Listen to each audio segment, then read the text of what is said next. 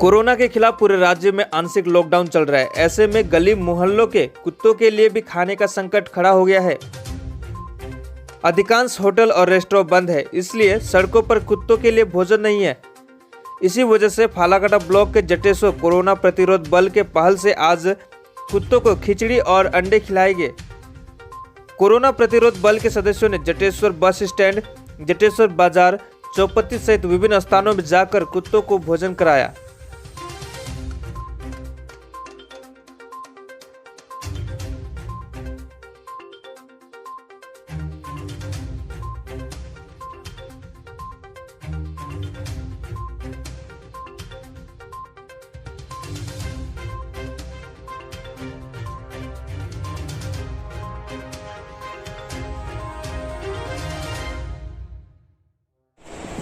বিশ্ব খাদ্য সুরক্ষা দিবস উপলক্ষে গতকাল রাতে আমরা করোনা প্রতিরোধ বাহিনীর পক্ষ থেকে জটেশ্বরের বিভিন্ন প্রান্তের রাস্তার বোবা পথ কুকুরদের খাওয়ালাম এবং পরবর্তীতে আমরা আরও ভালোভাবে পথের কুকুরদের খাওয়াবো।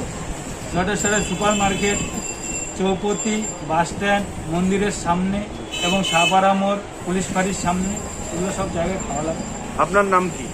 আমার নাম প্রীতম ঘোষ, আমি করোনা প্রতিরোধ বাহিনীর এক সদস্য।